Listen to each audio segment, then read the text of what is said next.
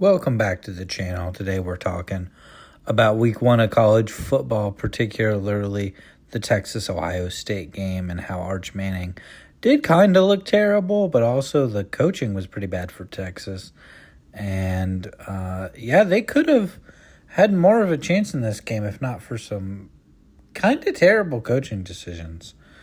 Of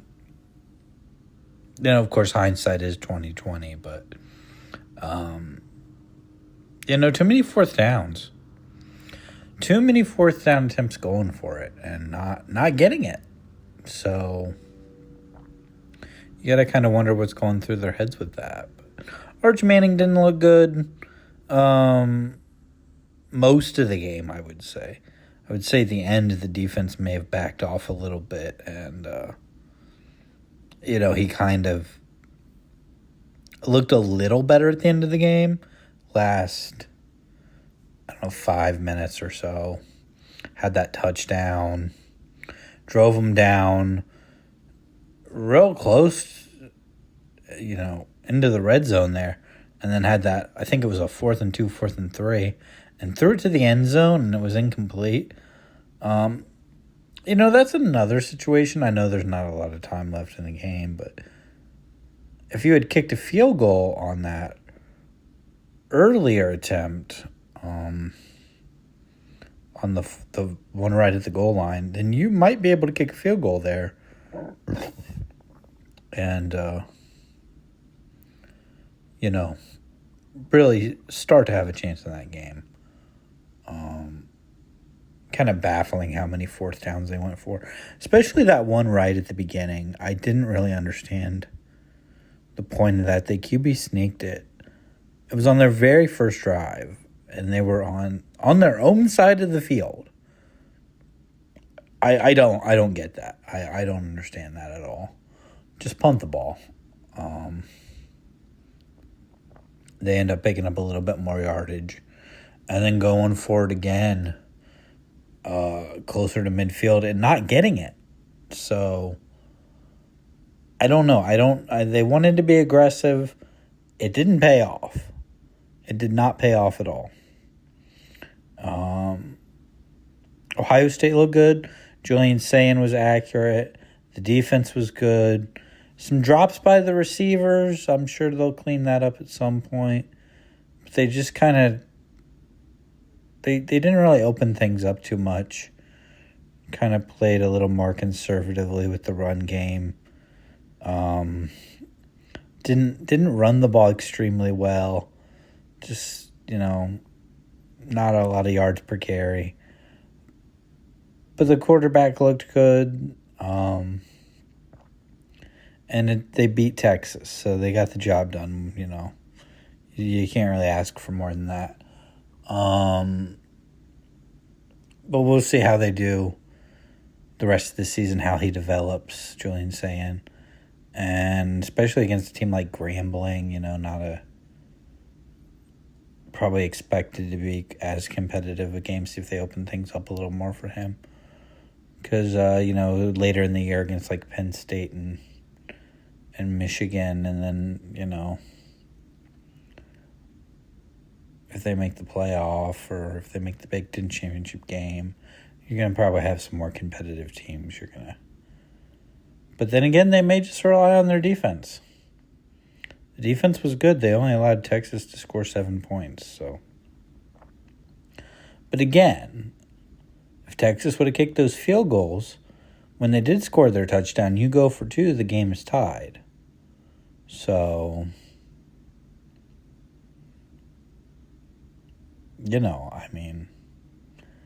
they definitely could have had a chance in this game. They just decided to go for it on so many fourth downs. But let's talk about some other stuff here. Let's talk about Florida State, Alabama, because I actually watched this game too. And Florida State looked really good in this game. Their quarterback, who transferred from Boston College, he's fast. He is insanely quick. he had that throw, their very first touchdown. Threw it down the field, and then they hurried down the field to the line and ran like a read option play and just absolutely scored immediately, just really quickly. And then had he threw the ball well. The defense played pretty well too against Alabama. They only allowed 17 points. Didn't allow them to do much. But we'll see how Alabama does the rest of the season. They're probably going to have to step up if they really want to be competitive. So that was a big upset, Florida State over Alabama. And then we had Clemson LSU, which maybe not as big of an upset because LSU was ranked pretty highly. I think they were number 9 coming into the week. Upset Clemson. And then Bill Belichick for North Carolina. Not a ranked team. Maybe only thought of kind of highly because of Bill Belichick being the coach, but got absolutely blown out by TCU. Started the second half with like a 75-yard touchdown.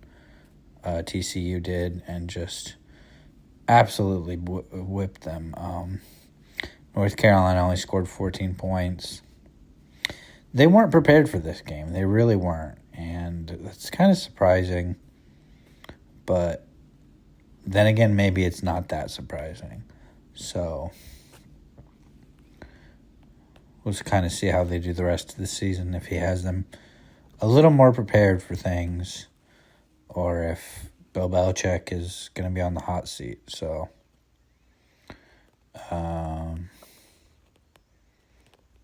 heading into week 2, we've got Michigan, Oklahoma.